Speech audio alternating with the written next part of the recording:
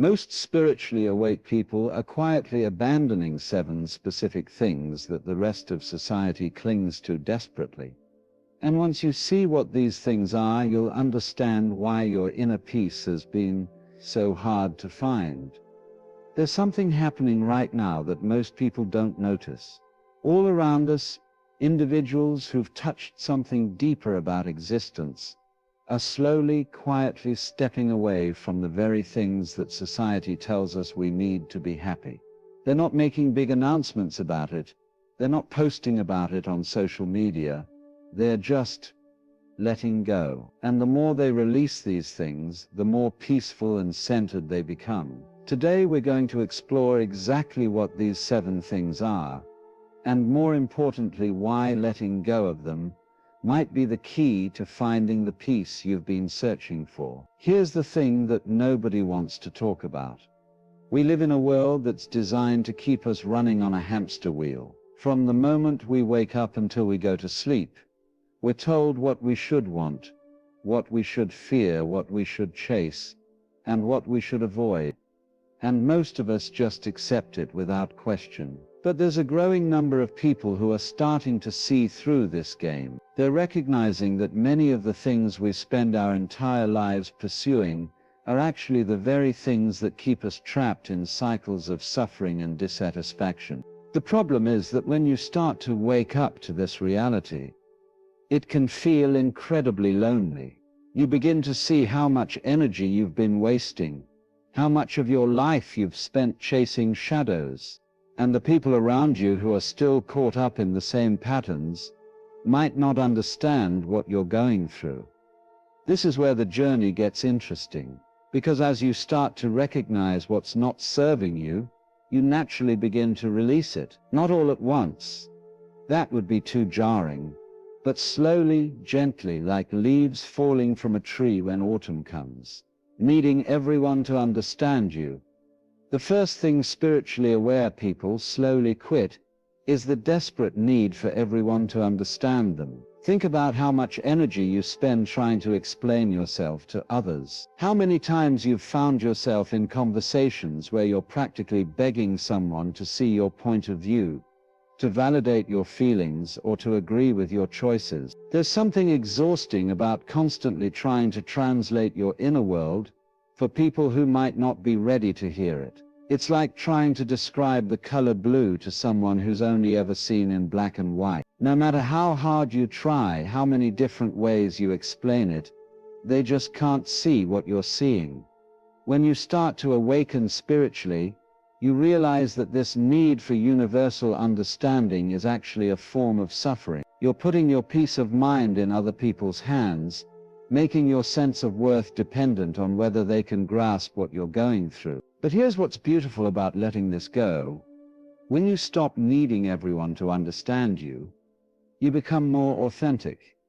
You stop filtering your truth through other people's expectations. You start living from your center instead of from your edges, where you're constantly bumping up against other people's opinions and judgments. This doesn't mean you become cold or disconnected. It means you become more selective about where you invest your emotional energy. You save the deep conversations for people who are genuinely interested in understanding, not just waiting for their turn to talk. The addiction to being right.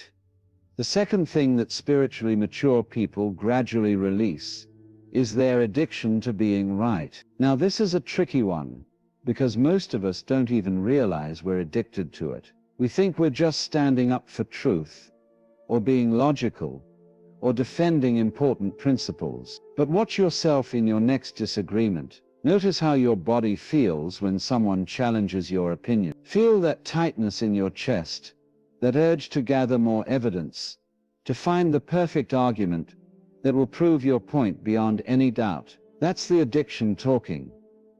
The truth is, being right has become a drug for most people. We get a hit of superiority, of validation, of feeling like we're in control when we can prove someone else wrong. Social media has turned this into an epidemic. Everyone's constantly trying to dunk on each other, to deliver the perfect comeback, to be the smartest person in the comment section. But spiritually aware people start to see how exhausting this is. They begin to understand that being right about everything is not the same as being at peace. In fact, the need to be right is often what keeps us from actually learning anything new. When you release this need, something interesting happens. You become more curious than defensive. Instead of listening to respond, you start listening to understand. You realize that you can disagree with someone without making them wrong, and you can be wrong about something without it threatening your entire sense of self. This shift changes everything about how you move through the world. Conversations become explorations instead of battles. Relationships become deeper because people feel safe to share their real thoughts with you. And you discover that there's something much more satisfying than being right. Being open, living for future happiness. The third thing that awakened individuals slowly abandon is the habit of living for future happiness. This is probably one of the most pervasive patterns in modern society. We're constantly telling ourselves that we'll be happy when we get that promotion, when we find the right relationship, when we lose those extra pounds, when we buy that house, when we retire. It's always something in the future. Happiness becomes this carrot that we're chasing, always just out of reach. And the crazy thing is, even when we do achieve these goals, the happiness we feel is usually temporary. Pretty soon we're setting new goals, chasing new carrots, postponing our contentment once again. Spiritually mature people start to recognize this pattern for what it is: a form of psychological time travel that keeps us from being present to our actual lives. They realize that if they can't find peace and satisfaction in this moment, with things exactly as they are right now, then they probably won't find it in any future moment either. This doesn't mean they stop having goals or dreams. It means they stop making their current happiness dependent on achieving them. They learn to find fulfillment in the process, not just the outcome. They discover that the journey itself can be the destination. When you really grasp this, it's incredibly liberating. Suddenly you don't have to wait for your life to begin. You don't have to earn your right to be content. You can find richness and meaning in ordinary Tuesday afternoons, in quiet conversations, in the simple fact of being alive and aware. This shift also makes you much more effective at actually achieving your goals, because you're not approaching them from a place of desperation or lack. You're creating from a place of fullness instead of trying to fill an empty hole inside yourself. Seeking validation from others. The fourth pattern that spiritually aware people gradually release is seeking validation from others. This one runs deep, because most of us learned early in life that love and approval were conditional. We got praised when we performed well, and criticized when we didn't meet expectations. So we developed this internal system where our sense of worth became tied to external feedback. We started living our lives like we were constantly auditioning for other people's approval. We shaped our opinions based on what would make us popular, chose careers that would impress our families, even decorated our homes based on what we thought would make visitors think well of us. But here's what's exhausting about this way of living. You can never get enough validation. It's like trying to fill a bucket with a hole in the bottom.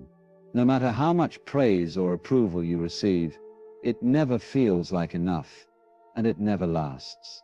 You're constantly having to perform, constantly having to prove your worth, constantly at the mercy of other people's moods and opinions. Spiritually mature people begin to see that this is a rigged game. They realize that their worth isn't determined by other people's opinions, and they can't control what others think of them anyway. So they start the slow process of learning to validate themselves. This doesn't happen overnight. Years of conditioning don't disappear instantly. But gradually they start making decisions based on their own inner compass, instead of what will get them the most likes or approval. They stop over-explaining their choices to people who didn't ask for an explanation. They become comfortable with the fact that some people might not understand or appreciate them, and that's okay. When you stop needing constant validation from others, you become much more authentic.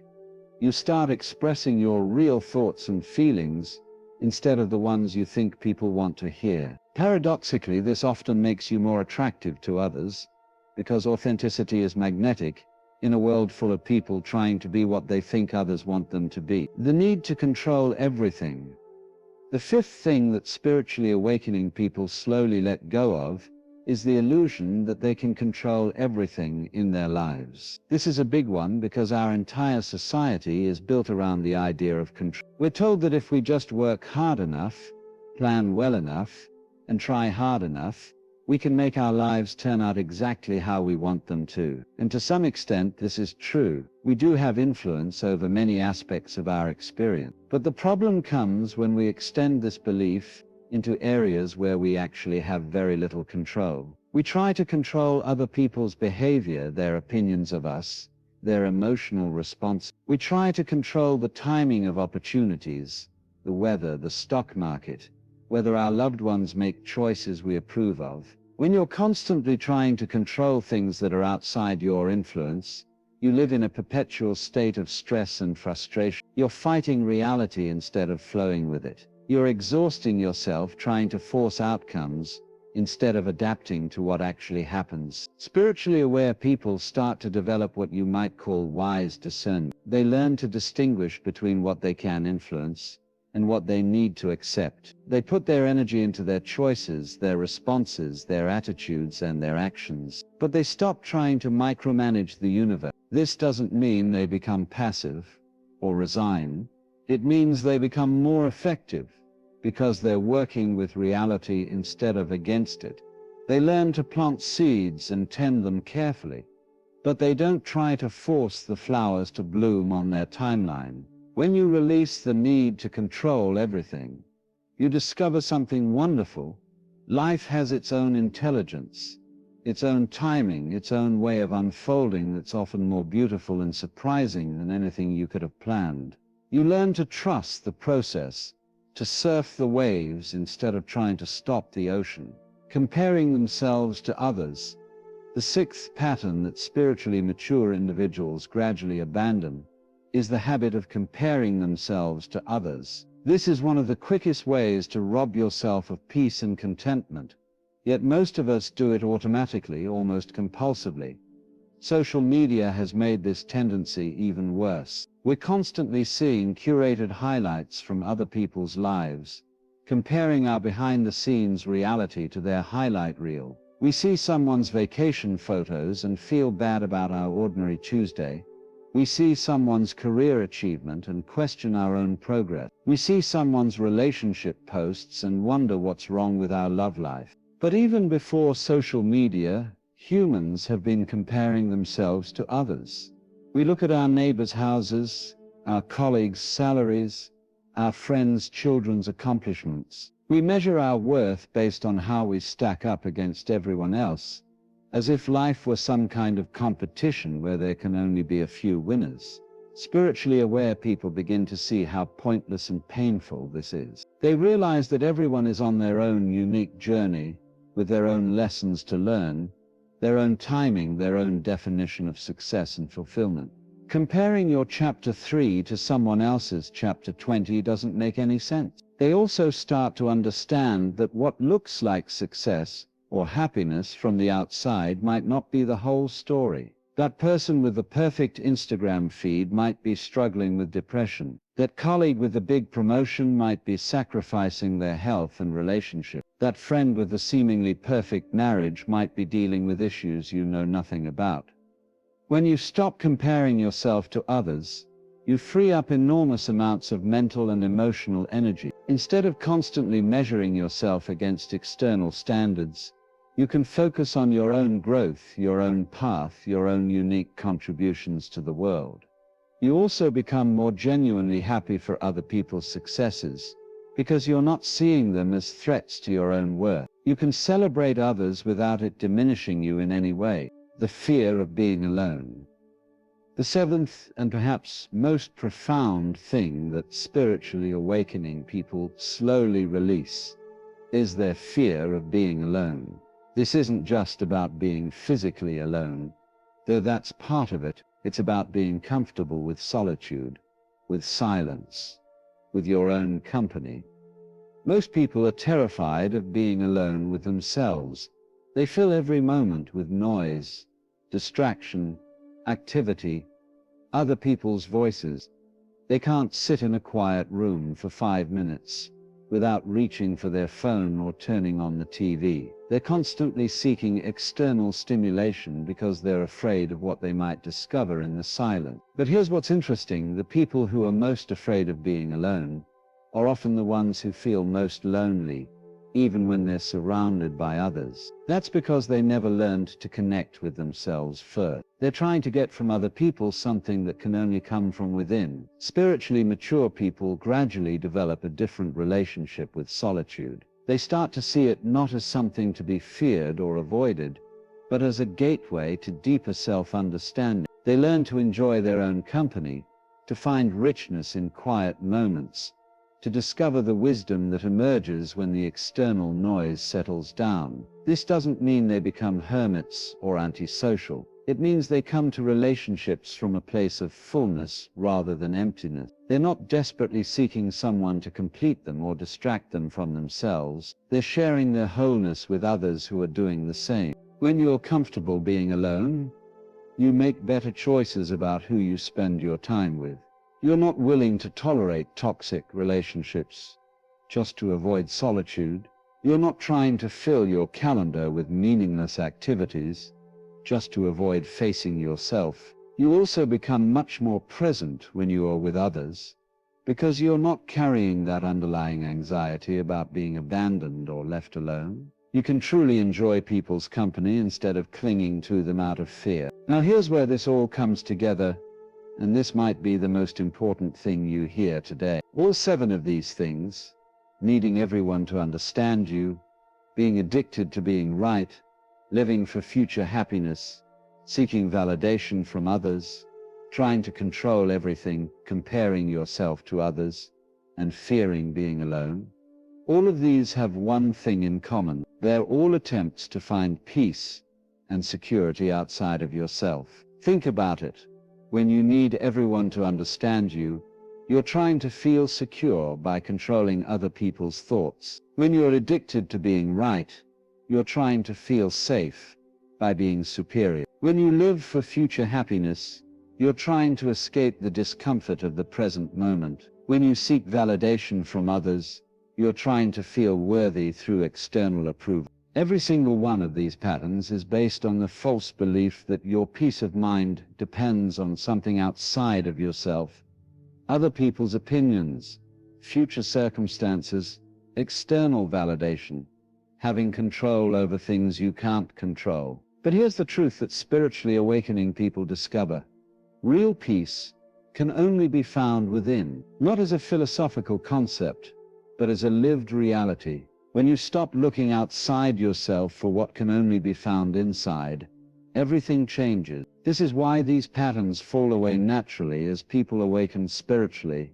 It's not that they're forcing themselves to stop these behaviors. It's that they're discovering something so much more satisfying, inner peace, that doesn't depend on external circumstances, that the old ways of seeking security just stop making sense. So let's bring this all together. Spiritually aware people aren't trying to be different or special. They're simply responding to a deep recognition that most of the things our society tells us we need for happiness are actually keeping us trapped in cycles of suffering. They're slowly, gently releasing their need for everyone to understand them, because they've found peace in being authentic regardless of others' opinions. They're letting go of their addiction to being right, because they've discovered that being open is more interesting than being right. They're stopping the habit of living for future happiness, because they've learned to find contentment in the present moment.